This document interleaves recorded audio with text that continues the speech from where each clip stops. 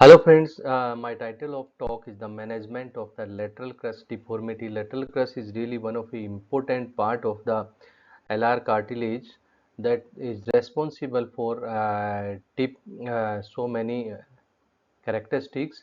So about the lateral crus, you have to know the normal lateral crus characteristics.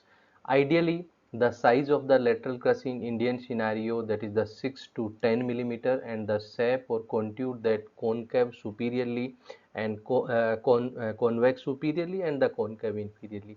And ideally, the orientation of this lateral towards the lateral canthus for good aesthetic pleasing appearance, and strength of lateral crus should be good good resilience for the adequate support. So abnormal lateral crura deformity only have these four tip characteristic abnormality, like if a big volumic lateral crus, when a lateral crus is oversized, and sometimes when lateral crus is rather than the convex, it is concave superiorly, then it's a contour deformity. And one is the orientation deformity, when the lateral crus distal end rather than lateral canthus he have a less than 35 angle towards the medial canthus, then the cephalic malposition, and weak lateral crus that in binder or very thick skin patients. Then suppose this is the oversized lateral crus deformity, so how we correct? By the cephalic trimming we can correct this deformity uh, by the cephalic part of the lateral crus we exercise. But how may we exercise? For my junior friends, this is the lesson.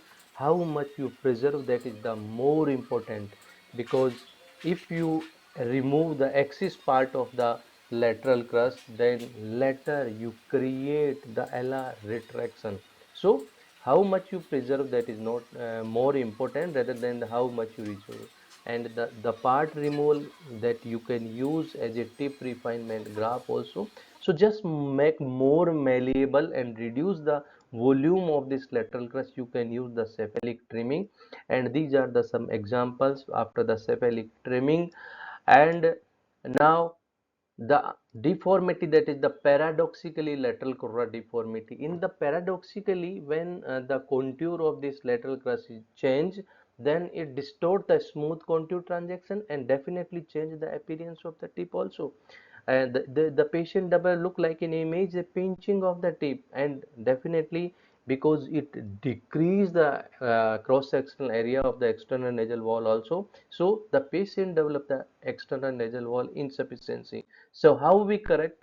Then we just lift up, we just separate the pericondium vestibular skin, and just you flip it. We cut it at the John junction line, and then we suture, first suture at the mid part, then next suture superiorly, and then another suture inferiorly. So the medial end of this lateral crus we use three sutures, and then one suture at the body of the lateral crus, just to decrease the dead space between the vestibular skin and the lateral crus, and the rest two or three terminal sutures and the distal end. But remember, you never change the orientation of the lateral crus, just you change the surface. So when a patient have a diffuse lateral crura deformity, then lateral crura flip is a diffuse lateral crura deformity correct by the lateral crura flip. And these are the long term follow up these. So sometimes the patient develop, and then sometimes the situation is different. When a patient have a localized depression, localized partially paradoxically lateral crura deformity, then no need to the flip it is entire lateral crus.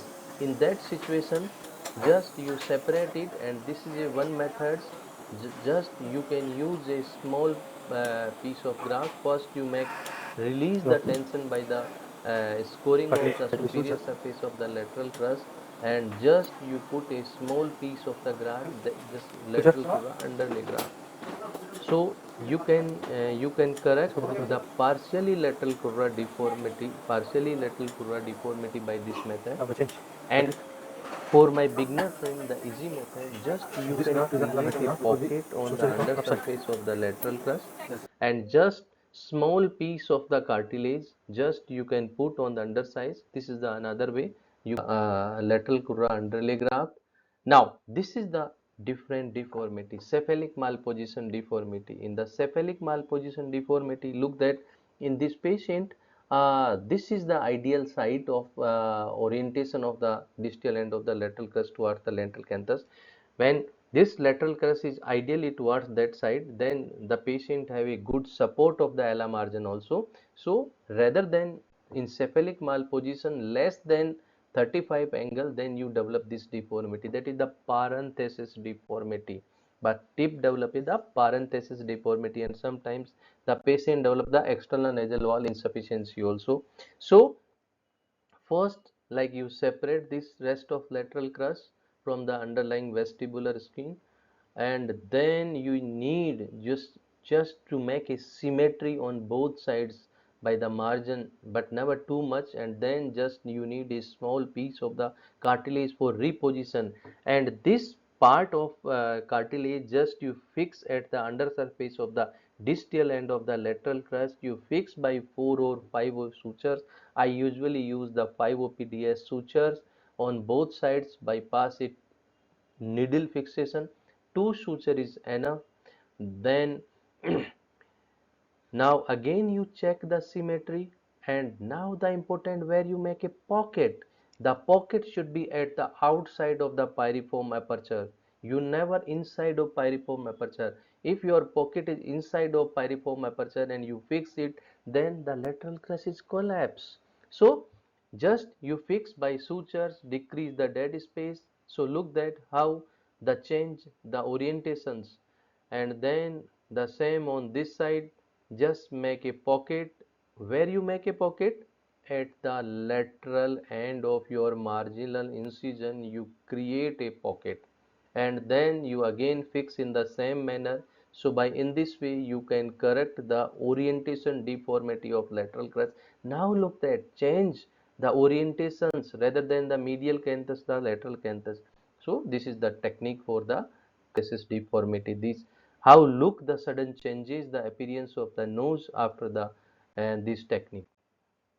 And these are some patient, and now these are the typical some Indian patients, some secondary cases. Look that uh, weak lateral crus. So these patients need the strong reconstruction of the lateral crus.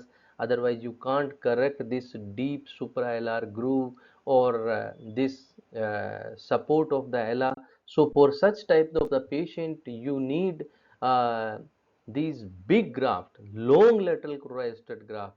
So the length of the lateral crura graft till at the level of the dome junction line, and you fix by a 4 OPDF suture, and you have only one option, costal cartilage. So you harvest the costal cartilage, adequate size, long lateral crura, and look that in this you can use the warping effect of, you have an advantage warping effect. Just warp the costal cartilage piece you can use. Again check the symmetry of this lateral crus, and then you can use sutures properly, and look that now you have a very good tip support. Then this is the picture before to the surgery, and this is the picture after the surgery. So this is the advantage of this strong lateral crura graft after using in thick skin patient. And now uh, after manipulation of the lateral crura, I use this skin contour suture. I usually use a 4 OPDS suture.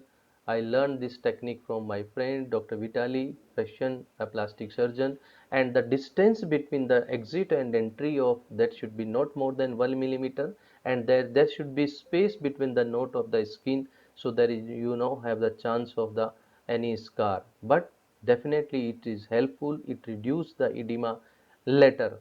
So skin contour sutures you can use for this purpose. The size, shape and orientations lateral crus play a integral role, and then best to follow your proper assessment. And this is my online presence, so my all videos you can find. Thank you.